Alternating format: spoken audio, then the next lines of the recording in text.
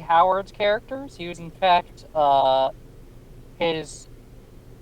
I believe he was the character with the third most stories written about him. The first being Breckenridge Elkins, another humorous character. And then it was Conan, and then it's Costigan.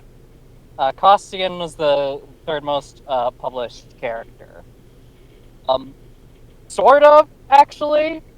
Some of his stories, he had to rename him into Dennis Borgen, because he had to write the same stories for different magazines, basically. So, because, like, he didn't want people to think, it was this character from a different magazine, so when he transferred it over to, Weird Stories had a magazine that they wanted Costigan for, essentially. But they couldn't have it, they didn't want that name, so he changed to Dennis Dorgan. Interesting. Before we start, because it's serial, some things you should know. There's a character named Old Man. He is the captain of the boat which Costigan works on. Theoretically, he must do something on a merchant ship, but we only ever really see him fight. His job is to sail. Right, so his job is to hang over the bow and punch any fish that get too close. I mean, what we see him do is to arrive in every port and, like, try to make quick money boxing. Okay, so it kind of seems like that's just his job.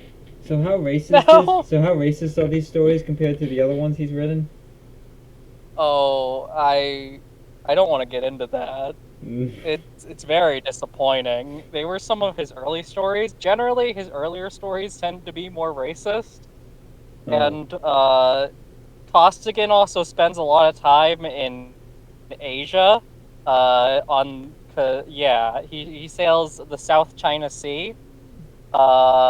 There's also random Spanish racism in a story in Manila, where he runs into a girl and she talks like these, like it has the accent done like that, where it's two E's for these. Yeah, two extra E's, I guess I should say.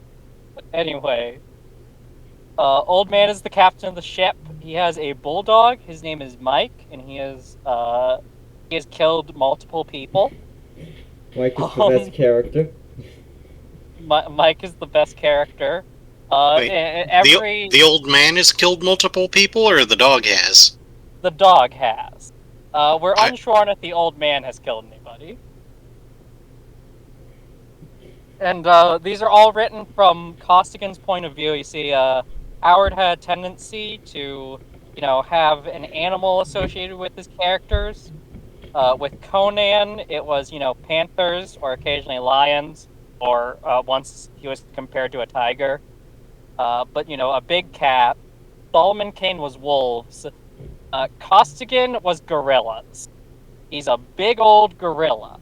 Not like a wise, silverback gorilla or anything. He's more like King Kong, in that he is a weapon of massive destruction.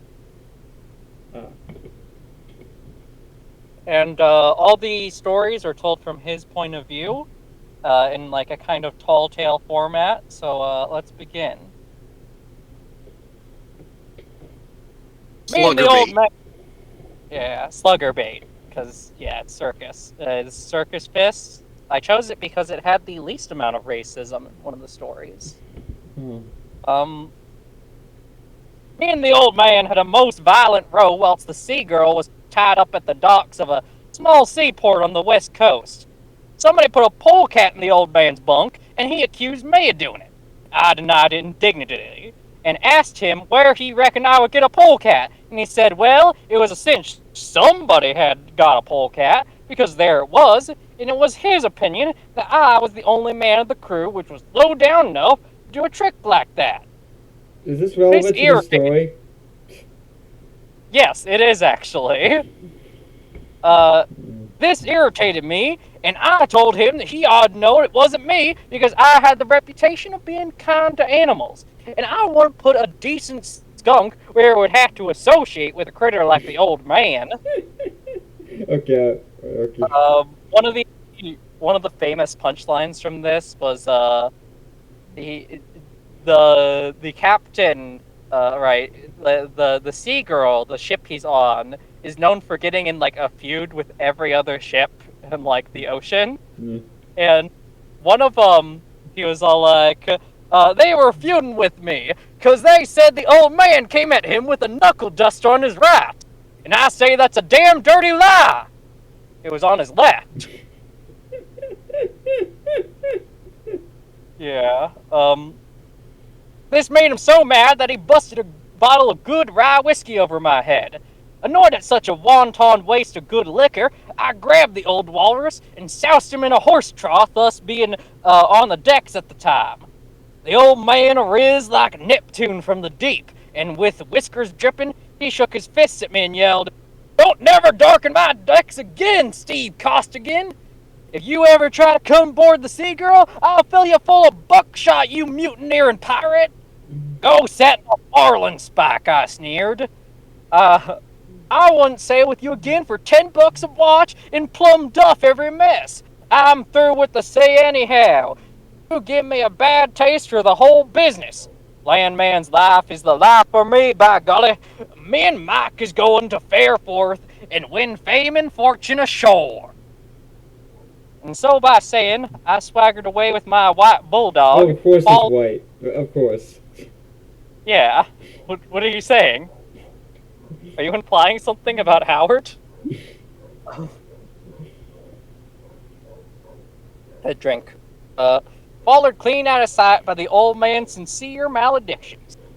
Casting about for amusement, I soon came out onto a circus which was going full blast at the edge of town.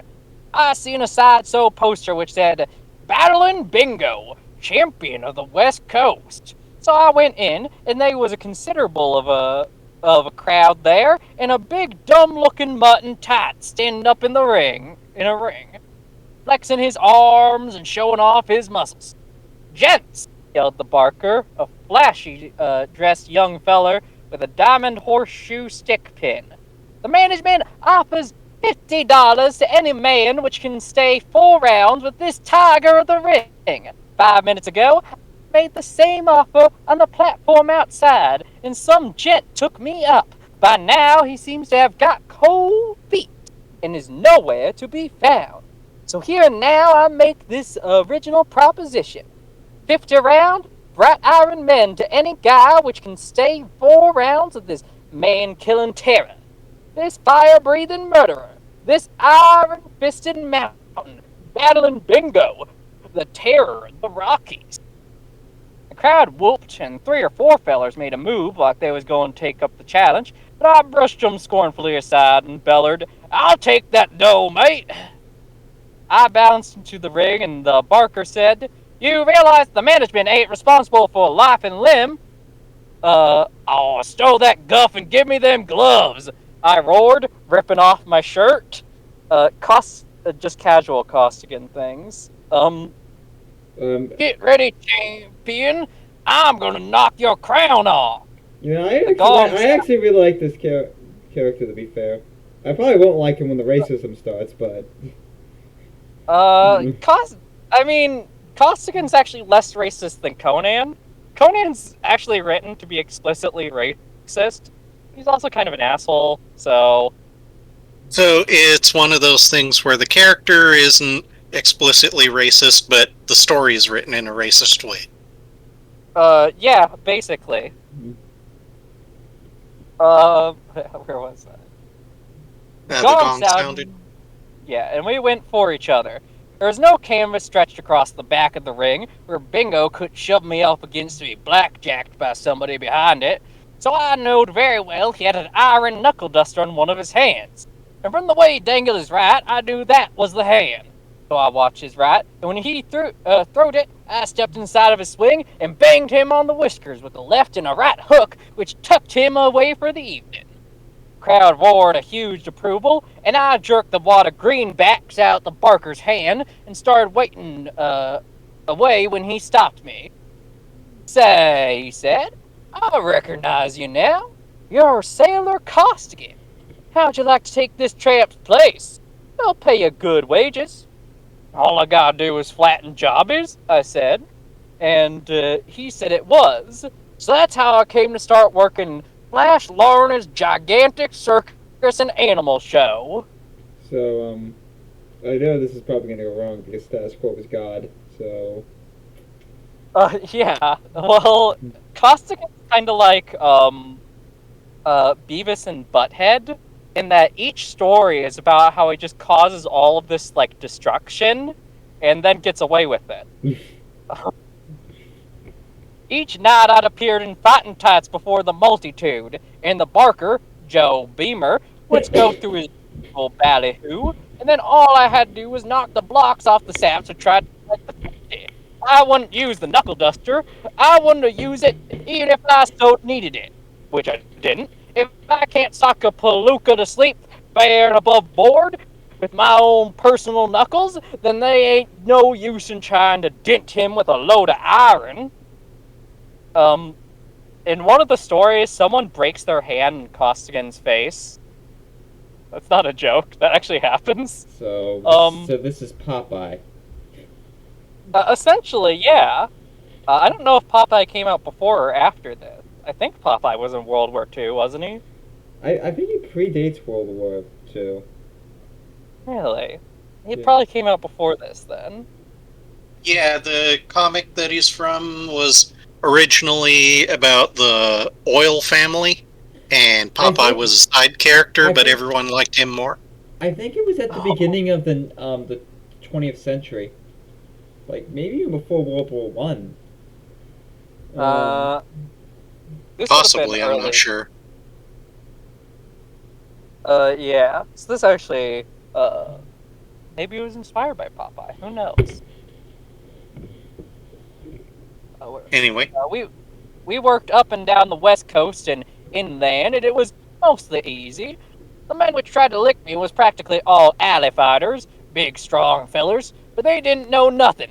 Mostly farmers, blacksmiths, longshoremen, miners, cowpunchers, barroom bouncers. All I had to do was hit 'em. More than once I knocked out 3 or 4 men in one night. I always got action because the crowd was always against me, just like they was against Battle and Bingo when I flattened him. The crowd is always against the carnival fighter, whether they know his opponent or not, and when the opponent is some well-known local boy, they nearly have hydrophobia in their excitement. They get scared of water? That's another word for rabies, if you didn't know. Yeah, I know. Yeah. I saw Old Yeller. But yeah, this is actually where the practice of wrestling comes from. It was basically these circus shows where they'd set this all up. This is different because it was actual fighting, which maybe Costigan was just too dumb to realize he wasn't supposed to actually be fighting people. Stop and take a drink. You ought to heard their cheers. They give their hometown pride, and the dirty remarks they'd yell at me. No matter how hard I was fighting, I generally found time to reply their jeers with choice insults I'd picked up all over the 7 seas, with the result that the mad mob would spew forth more raging sluggers, and to be slaughtered. Some men can't fight their best when the crowd's against them, but I always do better. If anything, it makes me mad, and I take it out on my opponent. I'm just imagining this guy just Popeye. Just straight up Popeye. There was an essay about Costigan, which got a pretty famous quote for it, summing up the character. It was something like, Costigan's got fists of steel, a will of iron, and a head full of wood. But yeah. When I wasn't performing in the ring, I was driving stakes, setting up or taking down tents, and fighting with my circus mate. Larney's outfit had the name of the toughest on the coast, and it was. The fights I had in the ring wasn't generally a stitch to them I had on the lot. Well, I always makes it to the point to be the champion of whatever outfit I'm with, and I've done so in this case. The first day I was with the show, I licked 3 Razorbacks, the Lion Tamer, and a Sideshow Barker. And from then on, it was battle practically every day, till them mutts realized I was the best man on the lot. Fighting all the time like I was, I got so hard and mean I surprised myself. There wasn't an ounce of flesh on me that wasn't like iron, and I believe I could run 10 miles at top speed without giving out.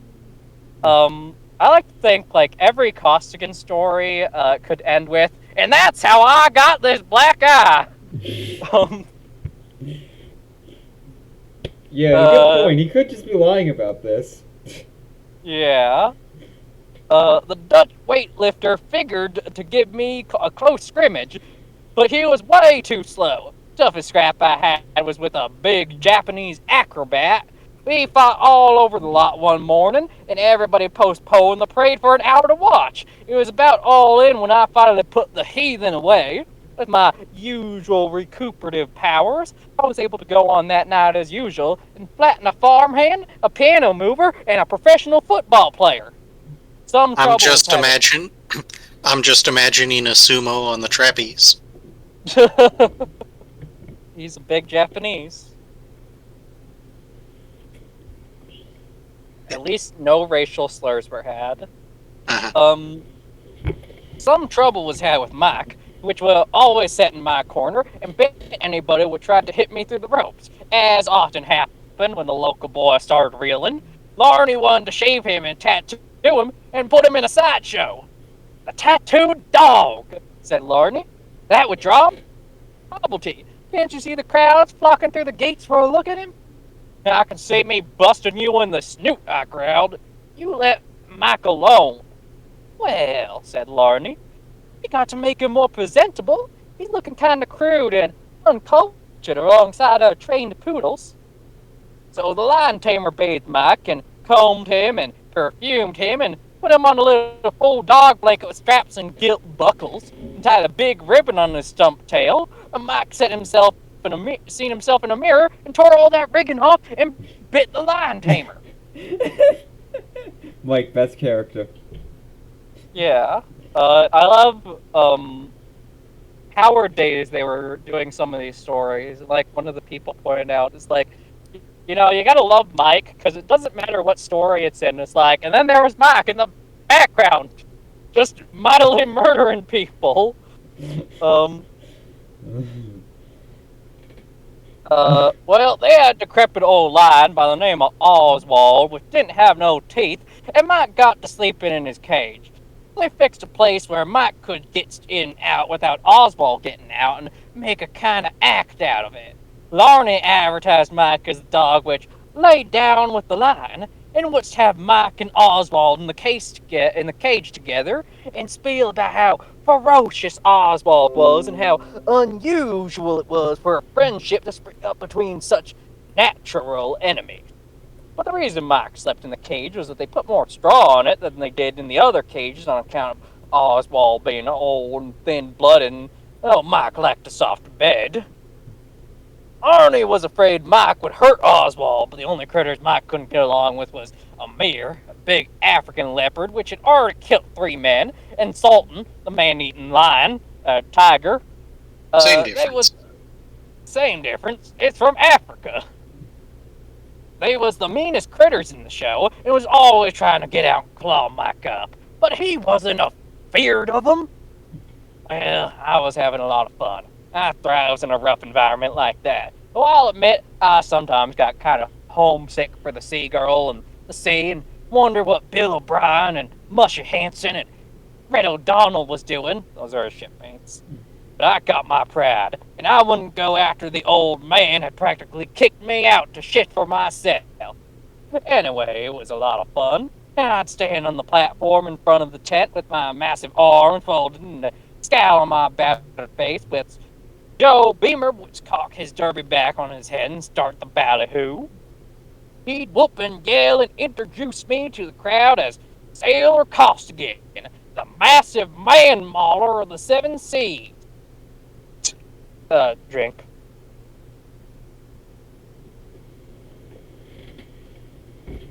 And I'd do the strongman stunts, twisting horseshoes in two and bending coins between my fingers and etc. Then he'd rear back and holler, "Is there any man in this fair city courageous enough to try and stay 4 rounds with this slashing slugger? Take a chance, boys. He's been driving stakes all day, and maybe he's tired and feeble." And generally, some big ham would jump out of the crowd and roar, "I'll fight the so-and-so!" And Joe would rub his hands together and say under his breath, "Money rolling, I need groceries." And he'd holler right away, "Right this way, gents. Right through the door to the left. 10 cents admission, 1 dime. See the battle of the century. Don't crowd, folks, don't crowd." Tent was near always packed with raging fans, which honed at the top of their voices for their local hope to knock my iron skull off. However small a tank town might be, it generally had at least one roughneck with a reputation of some kind. One time we hit a town in the throes of a wrestling carnival. Nobody could be found to box with me, but a big Pollock came forward claiming to be the wrestling champion of the West. I ain't never seen a wrestler, which wasn't champion of something, and wanted me to wrestle him. Beamer refused, and the crowd hissed, and the wrestler said I was yeller. I seen red, and told him I wasn't no wrestler, but I'd give him more than he could tote home. He figured it was easy, but he got fooled. And I don't know a lot about scientific wrestling, but I know plenty of rough and tumble, and I was so incredibly hard and tough, and played so rough that I broke his arm and dislocated his shoulder. And after that, nobody asked me to wrestle. It wasn't long after that when we blowed into a mining town by the name of Ironville up in the Nevada hills, and from the looks of the populace, I'd figure I'd have plenty of competition that night. I wasn't fooled none, neither, believe me. Long before we was ready to start the show, a huge crowd of tough-looking mugs in boots and whiskers was congregated around the athletic tent, which wasn't showing no interest whatever in the main top, nor the freaks, nor the animals.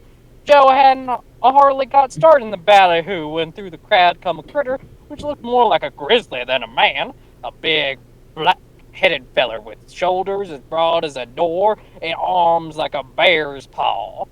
From the way the crowd all swarmed around him, I figured he was a man of some importance in Ironville. I was right. So is the plot actually going to begin now? Or... Yeah. Okay. This has been the plot all along. What are you talking about?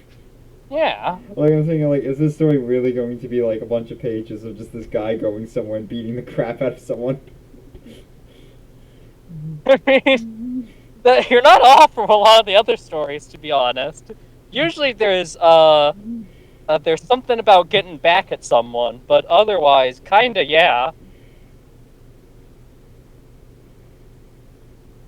There's one story, Costigan's first story, where he accidentally takes down like a Chinese mafia den, basically. Oh, no. Because, yeah, he basically takes down this Chinese, like, crime syndicate, because one of the members, like, cheated him in a batch, and he was just going in and, like, taking down every single person to get to him. This sounds like... That literally sounds like a Popeye plot. Yeah. You don't need to say no more, pard, he rumbled in a voice like a bull. I'll take a whirl at your tramp. Joe looked at the black-browed giant. He kind of got cold for the first time in his career. Who are you? He demanded uneasily. The big feller grinned wolfishly and said, Oh, me? Oh, I'm just a blacksmith around here. And the crowd all whooped and yelled and laughed like he'd said something very funny. I'm fishy about this, Steve, whispered Joe to me. I don't like the looks of it. About that time, the crowd began to hiss and boo, and the big feller said nastily, Well, what's the matter? You hombres getting yeller? I seen red. Get into the tent, you black-muzzled palooka, I roared. I'll show you who's yeller. Shut up, Joe. Ain't I always said I barred no one? What's the matter with you anyhow? I tell you, Steve, he said, wiping his forehead with a bandana. I seen this big punk somewheres, and if he's a simple blacksmith, I'm a bohemian. Gaw! I snorted disgustfully. When I get through with him, he'll look like a carpet. Have I lost you a penny since I joined the show? No. Come on. And so saying, I swaggered into the tent and bounded into the ring while the crowd gathered around packing the place solid, applauding their man, howling insults at me, which I returned with interest, that being a game at which I ain't no amateur myself. I think Costigan would, I think he liked Klingons. I think he'd get along with Klingons. Possibly. Joe started to lead. He'd be one of the two Klingons in the corner just punching each other. Yeah. Joe started to lead the big feller to the dressing room, which was partitioned off with a curtain in one corner on the tent, but he snored and began ripping off his clothes then and there, revealing ring togs under them. I have no idea what those are. There's a lot of outdated slang in these that I can't find the origin to. It's, boxing gear. Clothing for the ring. Oh, that makes sense. Oh, thought I, he come here with the intention of going on with me. Some local battler, no doubtless. When he clumped into the ring, there were several men with him. One a tall, cold-faced man, which looked like a high-class gambler, and who they called Breland, and the 3 or 4 tough mugs, which was to act as seconds. They had the game writ all over their flat nose and tin ears. In fact, it looked to me like the big feller had a rather elaborate following, even if he was a local white hope. Who's referee? Asked Breland, the poker-faced gent. Oh, I referee, said Joe. Not this time you don't, said Breland. The crowd chooses a referee who give my boy a square deal, see? It's against the rules of management, began Joe, and the crowd mumbled and rumbled and began to stride forward. All right, said Joe Hurley. It's okay with me. Breland grinned, kind of thin-like, and turned to the crowd and said, Well, boys, who do you want to referee? Honest Jim Donovan, they roared, and pushed forward a bald-headed old sea lion which had the crookedest face which I'd ever seen on a human. Joe gave him a look and clasped his head and groaned. That crowd was nasty itching for trouble. Joe was kind of white all around the gills, and my handlers was uneasy. I was glad I'd locked Mike up in Oswald's cage before the show started, before being suspicious of the customers. Mike ain't got much discretion when the crowd started throwing things at me. He's likely to go for 'em. Gents, yelled Joe, who being a natural-born barker couldn't keep his mouth shut if he swung for it. You are now about to witness the battle of the century, wherein the fighting blacksmith of your fair city endeavors say 4 actual rounds with Sailor Costigan, the tailor of the 7 Seas. Oh, shut up and get out of this ring, snarled Breland. Let the massacre commence. The gong sounded, and the blacksmith comes swinging out of his corner. I would laugh if this ended like everything else with a single punch. Stop and take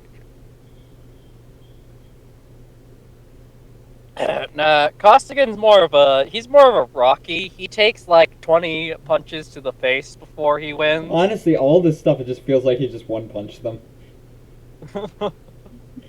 Joshua, he was a man. He stood 6'1 and a quarter and weighed not less than 210 pounds to my 6 feet and 190. This is a thing in literally every Costigan story. You have to know the weight and height of his opponents. Well, that's a boxing thing. Yeah, I get it's a boxing thing, but it's kind of funny. With a broad chest matted with black hair, arms knotted with muscles, like full-size cables, legs like trees, a heavy jutting jaw, a broad fighting face with wicked gray eyes glittering from under thick black brows, and a shock of coarse black hair piled up on top of his low, broad forehead. I want to tell you, I ain't never seen a more formidable looking fighter in my life. Popeye versus Bluto. Yeah, it really is kind of Bluto. I was imagining more like Bluto mixed with who's that guy in Punch Out, the Canadian boxer? I forget his name, but yeah, the guy who has a squirrel with him Yeah. and eats maple, drinks like gallons of Yeah. maple syrup. Yeah, supposed to. I want to play Punch Out again. It's a good. The Wii game was really good, actually. Yeah, so yeah, was the NES, to be honest. It holds up remarkably well for an NES game. It's not like Legend of Zelda, where it's you're just basically like a rhythm game in a lot of ways. yeah. It's a really interesting rhythm game. Although, I won't lie, I was one of those people who didn't understand how the game was, how to play the game at first and lost against Glass Joe. How? There's an achievement to actually lose against Glass Joe, and it's one of the hardest fucking things to do. I was pretty young when I was on like an NES emulation site playing Punch Out. I was like 10 or some shit. So yeah. Let's continue. We rushed together like a pair of mad bulls. Bang! In a shower of stars, I felt myself flying through the air, and I landed on my shoulders with a jolt that shook the ring. Zowie! I sprawled about, almost petrified with dumbfoundment. The crowd was whooping and cheering and laughing like all get out. I glared in wild amazement at the black-headed giant, which was standing almost over me with a nasty grin on his lips. A light dawned. Blacksmith my eye! I roared, leaping up at him. There ain't but one man in the world can hit a lick like that. Bill Cairn! I heard Joe's desperate howling as I slashed into my foe. Wham! Wham! I was on the resin again before I even got a chance to connect. The yell sounded like kinda jumbled this time, and I shook my head violently, cussing fervently as I got my feet under me. Iron Bill. I oughta known. Bill Cairn, which they call the Ironville Blacksmith, the hardest hitter in the game. This was his hometown, and this was him. Fighting mad, I bounded up, but Cairn was so close to me that he reached me with one of his pile-driving left hooks before I was balanced, and down I went again. Now the yelling was kind of dim, and the lights was quaking and rocking. I crouched, taking account with which Honest Jim was reeling off a lot faster than necessary. Bill Cairn, the K.O. king of the heavyweights, with 30 or 40 knockouts in a row, and never been socked off his feet himself. He was in line for a crack of the champ, and I was supposed to flatten this grizzly in 4 rounds. I was up at 9, and ducking a savage jab for the face. I clinched. By golly, it was like tying up a grizzly, but I ain't no chicken myself. I gripped him in a desperate bear hug, whilst him and the referee cussed and strained, and the crowd begged him to shake me loose and kill me. You sideshow rat, he gritted between his teeth. Let go whilst I rip your head off. How can I show my best stuff while you hanging on like a leech? This is a cheap stuff for a headliner like you, I snarled, red-eyed. Giving my hometown folks a free show, he grinned nastily. It was just my luck to have a mug like you blow in whilst I was visiting back home. Oh, I saw the idea, all right. It was a big joke with him to knock me off and give his friends a treat, show off before the home folks. He was laughing at me, and so was all them Ironville lubbers. Well, I thought grinding my teeth with red rage. There's many a good man punched himself into fistic oblivion on my iron jaw. Don't worry, my face is hitting his fist. I let go of Cairn and throwed my right at his jaw like it was a hammer. He pulled away from it, and bang! It might have been from a left hook to the head. It felt like a handspike. In the next instant, whilst my eyes was still full of stars, I felt another jolt, like a concentrated earthquake. Pretty soon I heard somebody say, 7! And I instinctively clumb up and looked about for my foe. I didn't locate him, as he was evidently standing behind me. He's But I standing right did look- behind me, isn't he? Like, I'm just imagining him just tapping his shoulder. Like, where is he? Yeah. Tap, tap. Oh. Bam! But I did locate a large glove mauler, which crashed under my ear and nearly unjinted my neck. I'd done a beautiful dive, plowing my nose vigorously into the resin, whilst the crowd wept with delight. And then I heard a noise like a sleigh bell, and was aware of being dragged to my corner. A sniffer of ammonia brung me to myself, and I discovered I was propped to my stool, being worked over by my handlers. And Joe, who was bleeding from a cut over the temple. How'd you get that? I asked groggily. These eggs hit me with a bottle, he said. They claimed I jerked the gong too soon. Listen at them, toughest crowd I ever seen. They sure was. They was rumbling and growling, just seething for a scrap, but stopping now and then to cheer Cairn, which was bowing and smirking in his corner. I knew I seen him, said Joe. And Ace Breleen, his manager, there's lousy chiselers, we ain't got a chance, Steve. At this moment, a rough-whiskered mug stuck his head through the ropes and waved a coil of rope at Joe. Where on to you, you rat?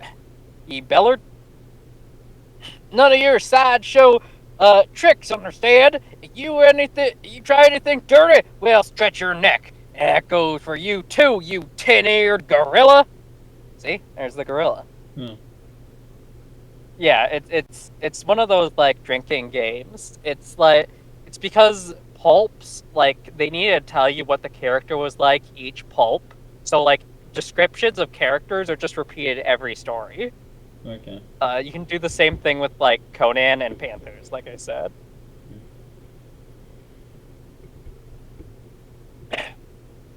So yours, old man, not old man the character. Yeah, I was kind of confused when I read that. Like.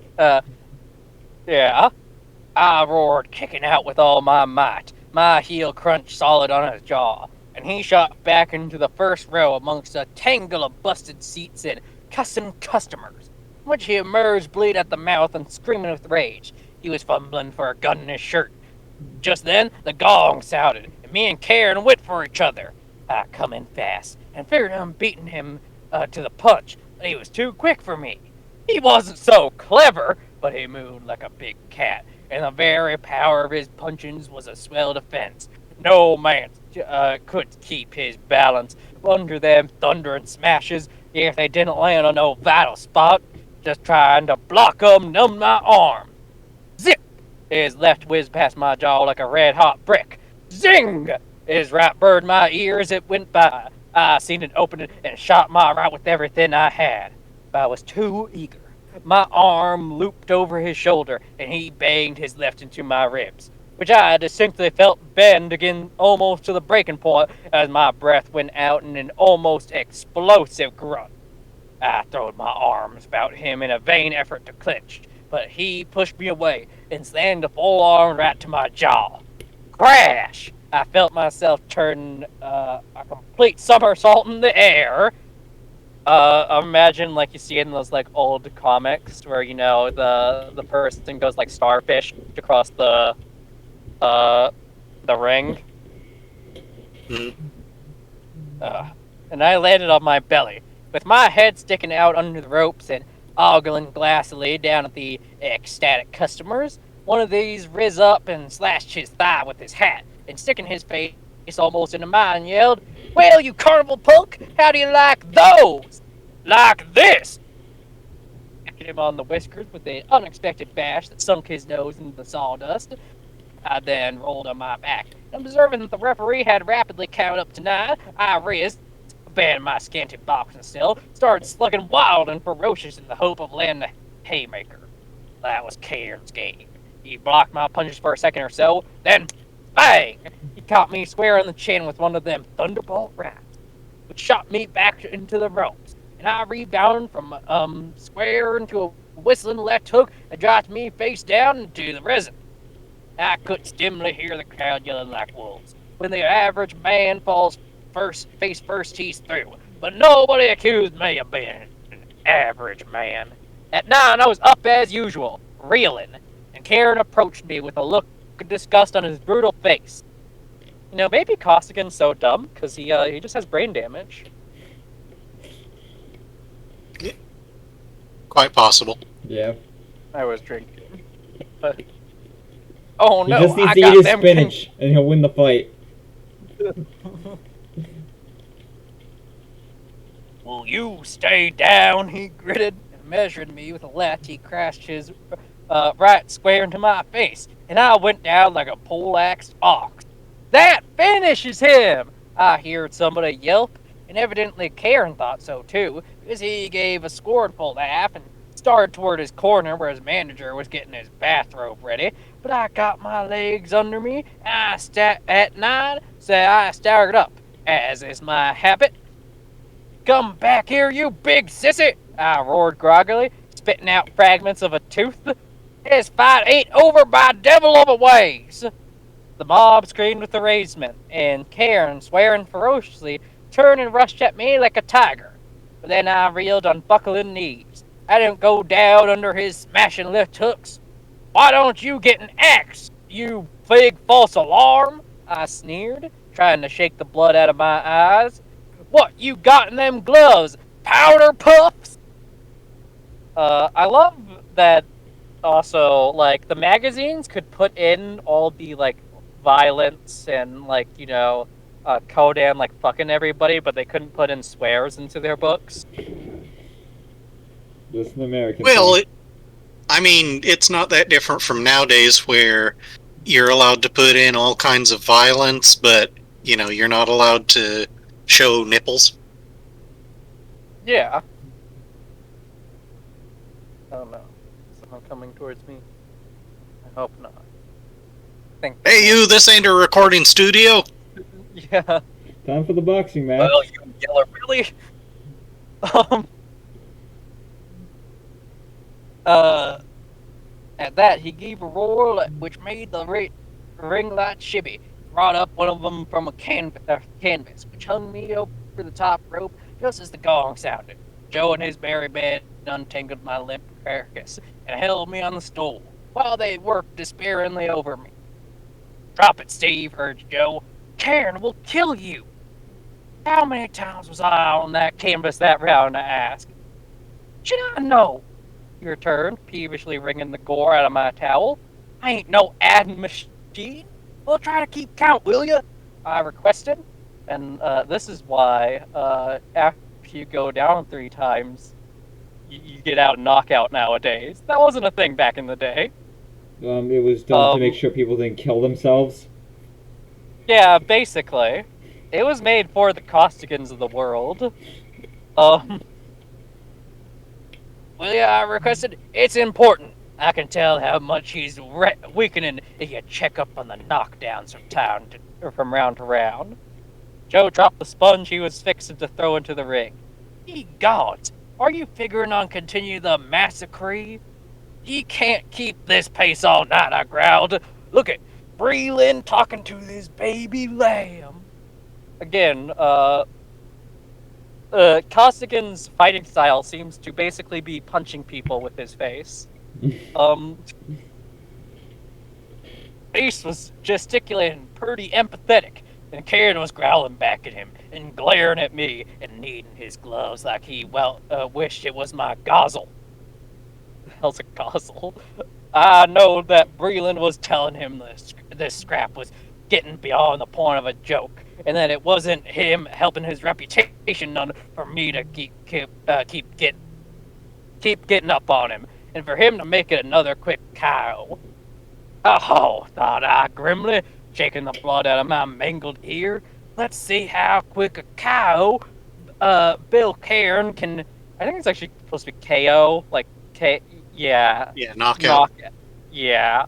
Mm-hmm. Bill Cairn can make where so many other iron fist sluggers has failed. At the gong, I was still dizzy and bleeding conspicuously. That's an old story to me. Karen, infuriated at not having finished me, rushed out of his corner and throwed over a terrible rat, which I had seen like a cannonball and ducked. His arm looped over my shoulder, and his shoulder rammed into my neck with such a force that we both crashed to the canvas. Karen untangled himself with a snarl of irritation and assisted my fair-minded referee, arose casually knocking me in the face as he'd done so. I arose likewise, enraged by my constant position on the canvas, looped a whistling left to his head that would have undoubtedly decapitated him had it landed. But luck was against me as usual. My foot slipped in a smear of my own blood. My swing was wild, and I run smack into his ripping right. I fell into Cairn, ignoring an uppercut which loosed all my lower teeth and tied him up. "Let go, you tin-ear baboon!" he snarled, heaving and straining. "Try to show me up, would you? Try to make a monkey out of me, would you?" "Nature's already attended to that, you lily-fingered tap dancer," I croaked. "A flapper with a powder puff could do more damage than you with them chalk-knuckled bread hooks." "So?" he yelled, jerking away and crashing his right to my jaw with every ounce of his huge frame behind it. I revolved in the air like a spin wheel, felt the ropes scrape my back, and realized that I was falling through space. Crash! My fall was cushioned by a mass of squirming, cussing fans. Else I would have undoubtedly broke my back. I looked up, and high above me, it seemed I seen the referee leaning over the ropes and counting down at me. I began to kick and struggle, trying to get up, and a number of willing hands and a few hobnailed boots hoisted me off the squawking fans, and I grabbed the rope and swung up. Somebody had a grip in my belt, and I heard a guy growl, "You lick, you fool! Take the count! You want to get slaughtered?" "Let go!" I roared, kicking out ferociously. "I ain't never licked." I tore loose and crawled through the ropes. It looked like I'd never make it. Drink.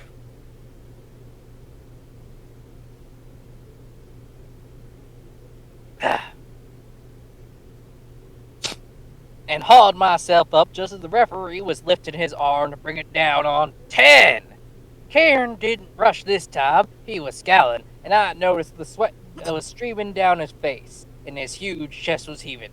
Some of the crowd yelled, "Stop it!" but most of them whooped, "Now you got him, Bill! Polish him off!" I think it's supposed to be that he's getting up right on 10, not that he went off. Just Yeah. I was confused when I read the story originally. Cairn measured me and smashed his right into my face. The top rope snapped as I crashed back against it, but I didn't fall. You Cain see, swore. punching him with my face. Punching his fist with Yeah. my face is working. It's tiring him. It's all part of the Yeah. plan. It's like that Family Guy bit where, what is it? Mike Tyson goes up against I can't remember the bit now, but yeah, it's Mike Tyson goes up against some old lady and he loses because he tires himself out. But yeah. I'm just remembering that SpongeBob episode where SpongeBob has the bully.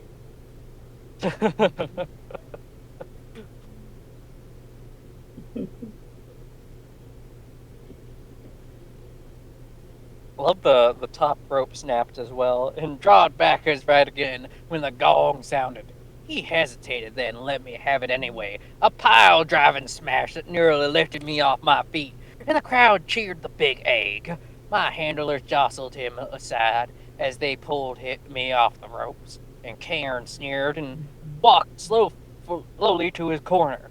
Poured on my stool, I seen Joe pick up a sponge stealthily. "Drop that sponge!" I roared, and Joe seen the baleful light in my one good eye done so like it was red hot. "Let me catch you throwing a sponge in for me," I growled. "Give me ammonia. Dump that bucket of water over me. Slap the back of my neck with a wet towel. One more round to go and I gotta save that $50. Where dumbfoundedly, my handlers did as they was bid. and I felt better and stronger every second. Even they couldn't understand how I could take a beating and come back for more. Nowadays, instead of pneumonia, they just have an adrenaline mist. No shit. Let's. But any slugger which depends on his ruggedness to win his fights understands it. We got to be solid iron. And we are. Besides, my recent and rough and ready life has given me into a condition such as few men ever gets even in athletes. This, coupled with my amazing recuperative powers, make me just about unbeatable. Secretly, Costigan is like a he's a RPG character which spec'd into health regeneration. Yeah, I like how how Howard has his like naturally big tough guy show up professional athletes like the wrestler from earlier.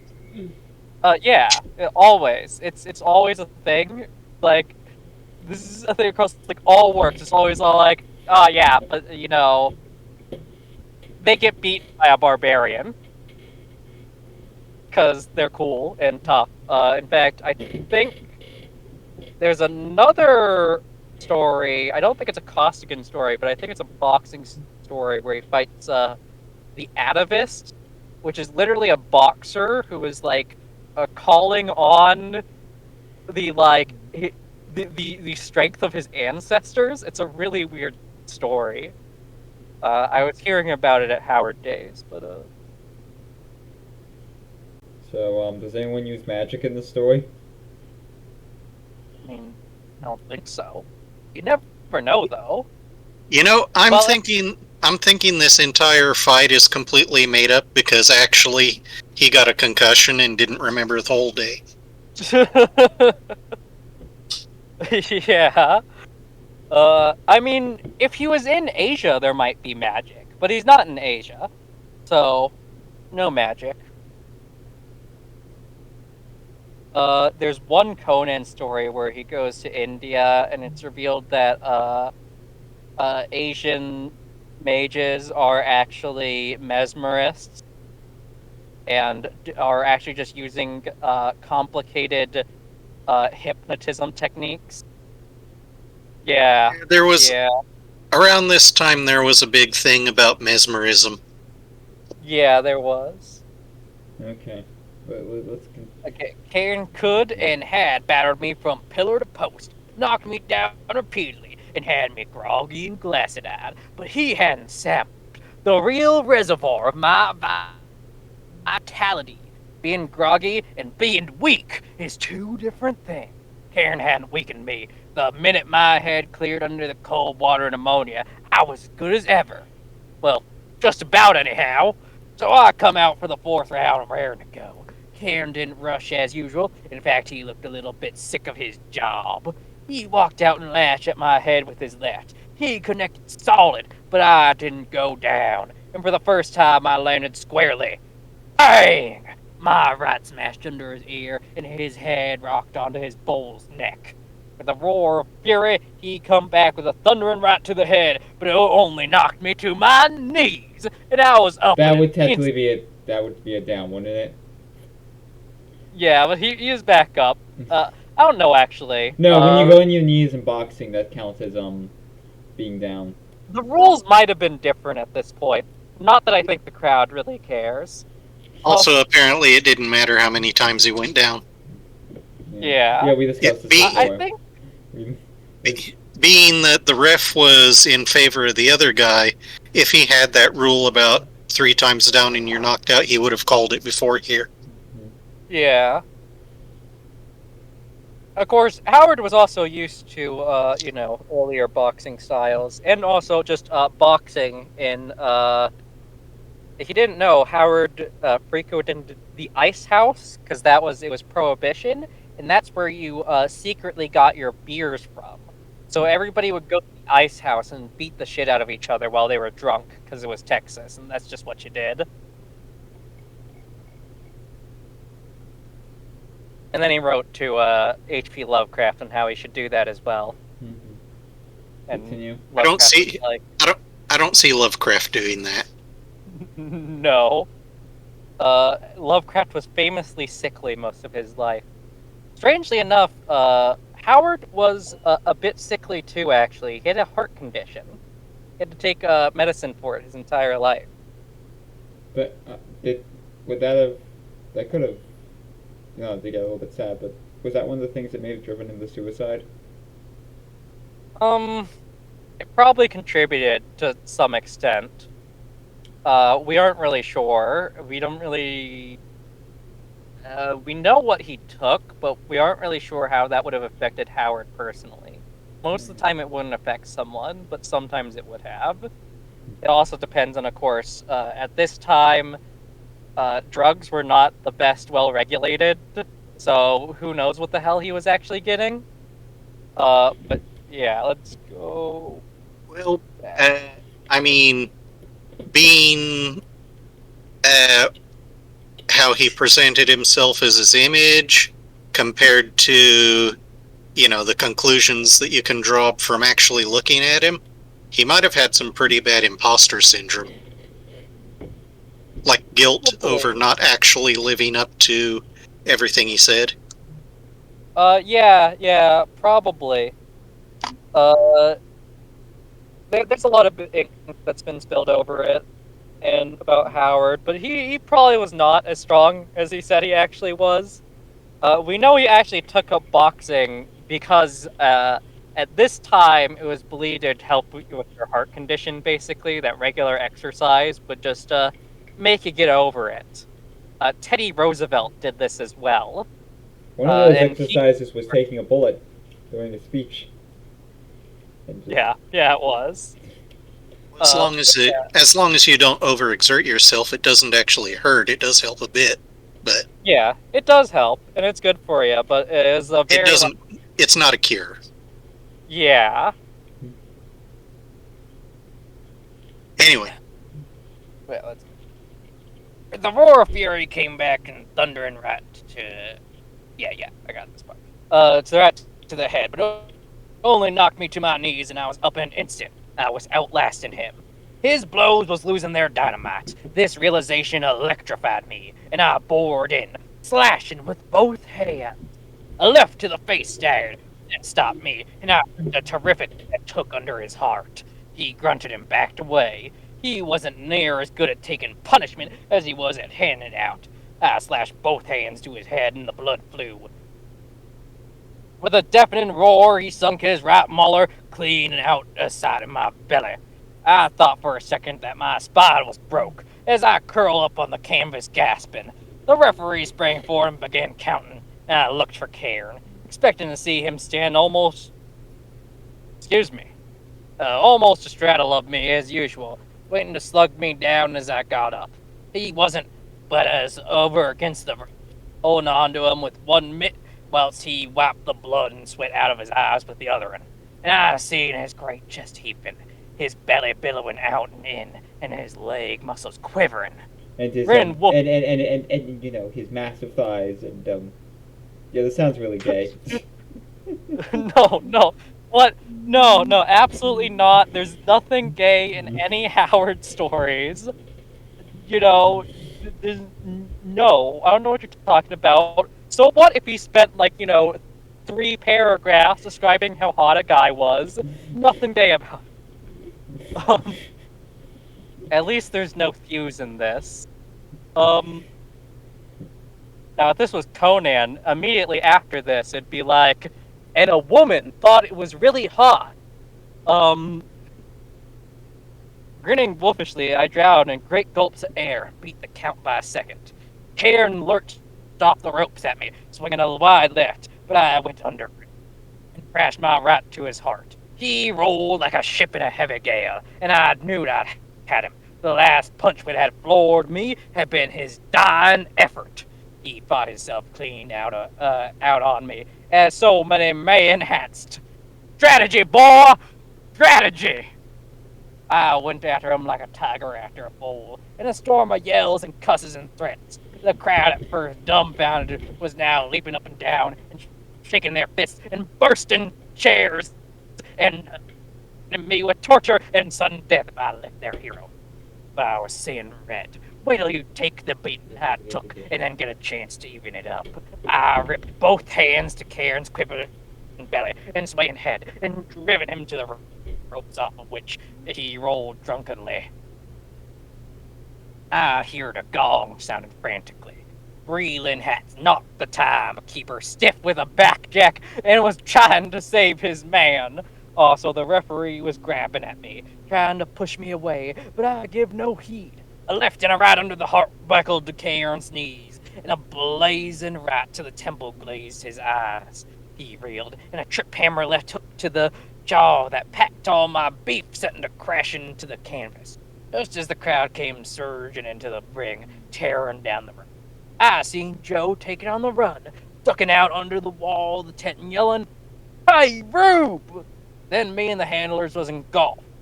100 hands grabbing at me, and fists, boots, and chairs swung for me. But I ducked, ripping off my gloves, and coming up fighting like a wild man. I swung my fists like they was topping malls, and ribs snapped, and nose and jawbones cracked. Whilst I, threw This the literally is a Popeye cartoon. This is like Popeye when he gets into this is what happens in the dust cloud when he gets into a fight with like multiple people. All you need to do is turn them into like sausages or something. Yeah. I caught glimpses of Breland and men carrying out their battered gladiator. He was still limp. Thus, as the sheer number of mattered citizens was dragging me down, a gang of frothing razorback come through the tent like a whirlwind, swinging pick handles and tent stakes. Well, I ain't seen many free-for-alls to equal that one. The circus war. Whoop of "Hey, Rube" mingled with bloodthirsty yells of the customers. The iron villains outnumbered us, but we give 'em a bellyful. In about 3 seconds, the ring was torn to pieces, and a storm of battle surged into the tent wall, which collapsed under the impact. Knives was flashing, and a few guns barking, and all I wonder is that somebody wasn't killed. The athletic tent was ripped. It was literally plumb ripped to ribbons, and the battle surged out onto the grounds and raged around the other tents and booths. And This really saved that $50. Yeah. That may be the joke. Yeah, that is the joke. He got that $50 back. Costigan usually ends up somehow poorer than he started in these stories. And a wild scream went up. Fire! And over everything was cast a lurid glow. Somehow or other, the main top had caught in the melee, or some fool set fire to it. Strong wind was flaming the flames, which mounted higher each second. In an instant, the fight was abandoned. Everything was in a tumult, running and yelling, children squalling, women screaming. The circus people was running and hauling the cages and wagons out the animal tent, which was just catching. The critters was bellowing and howling in the most hair-raising way, and I remember Mike and Oswald cage. I started for on the run when there is a most fearful scream above all the noise. The animals are loose! Everybody hollered and tore their hair and ran, and then here come the elephants like an avalanche. What the fuck? When is this gonna walk them to 1,000? What the fuck is going on? The circus, you know?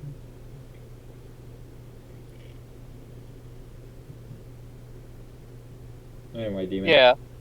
I stopped to drink. They crashed over the wagons and cages and booths and trumpeting like Judgment Day and thundered on to the night.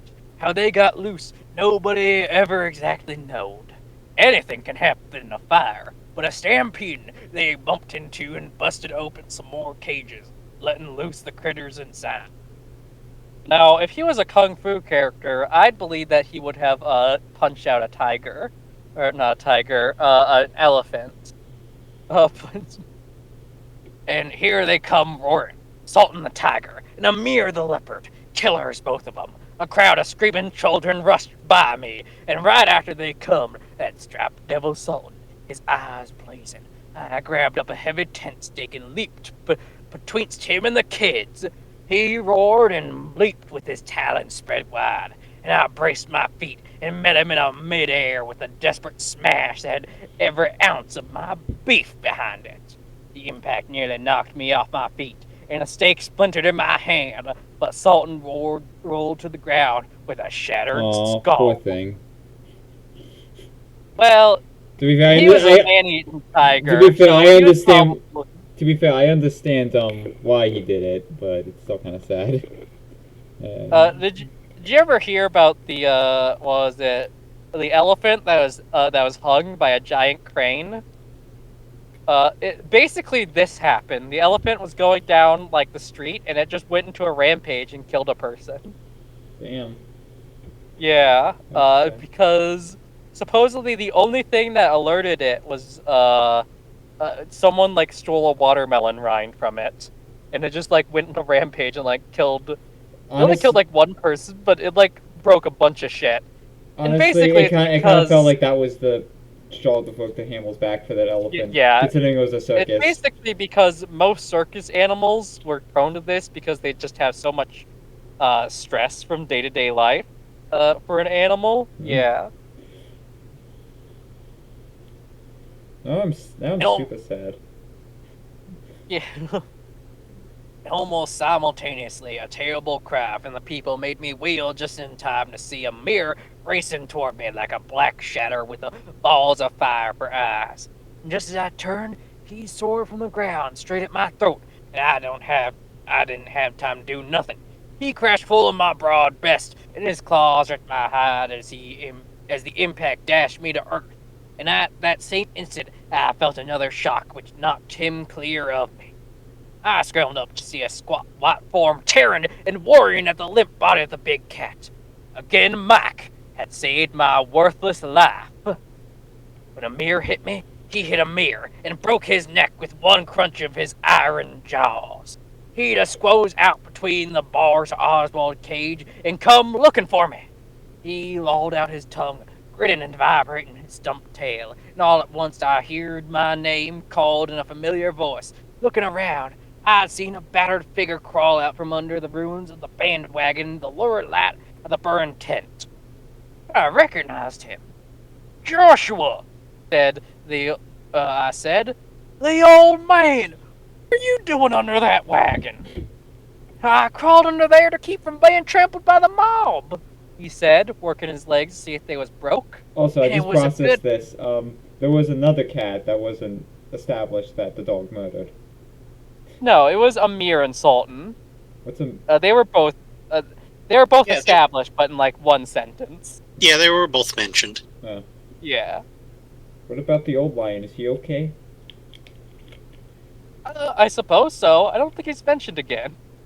He was stuck in the cage and he burned to death. Well, to be fair, they wagged out. They got a bunch of animals out. They told. So. Yeah, they're out, rampaging across the town now. But So many people. and it was a good idea too, till the elephant run over the wagon. By gad, if I ever get safe to sea once more, I'll never brave the perils of land again. I want to tell you. Did you say me lick Bill Cairn? I asked. I ain't seen nothing but a passel of lunatics, he snapped. I arrived just as the free-for-all was reaching. I don't mind a rough house, but when the drags and the fire and the stampede of jungle critters, I'm ready to weigh anchor. And you, he added accusingly, a merry chase you led me, you big sea lion. I've come clean from Frisco. It looked for a while like I would never find this blame circus. What you want to find it for? I growled, the thought of my wrongs renewing itself. Dave, said the old man, I done you an injustice. It was the cabin boy which put the polecat in my bunk. I found it after he jumped ship.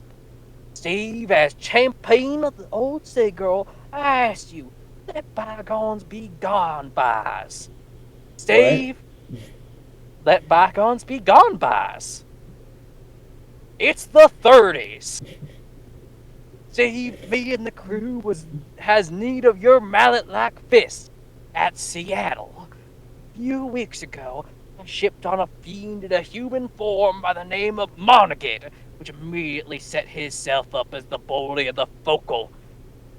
I think that's how it's supposed to be. I had to put in Frisco because of the shortage of hands. Even now, Matt O'Donnell, Mushy Hansen, and Jack Lynch lies groaning in their bunks from his manhandling. And he has likewise licked Brill O'Brien, Maxie Hammer, and Sven Larson. Seen previously, and he had threatened to hang me on my own bowsprit by my whiskers. I dast not fire him for fear of my life, Steve. The old man's voice trembled with emotion. I ask you, forgive and forget. Come back to the old Sea Girl and demonstrate the eternal brotherhood of man by knocking the devil out of that this demon Monaghan, before he destroys us all. Shows the monster who's the real champion of the craft. Well, no. The end. I said, I got some money coming to me from Barney, but let it go. He'll need it repairing his show. Monaghan of Seattle. Ball. I hammered into a pulp in a toady Vitello's pool room 3 years ago, and I can do it again. Calls himself champion of the Sea Girl, huh? Well, when I kick his back carcass onto the wharf, he'll know who's champion of that craft.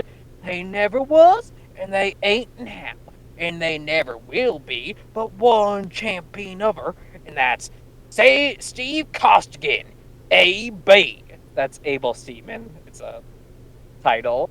Let's go. Never cut out for no peaceful landlubbers existence, no how. And then immediately Steve falls left. down. And then immediately falls. And then Steve left, not to before anybody could press charges on him. Well, to be fair, what did he actually do that was illegal there? I mean, I guess technically, yeah. Well, I mean, The crowd if did he would have, that. The crowd attacked him and he was fighting them in self-defense. well, that's true. The consequences probably wouldn't have been legal. They probably would have lynched him.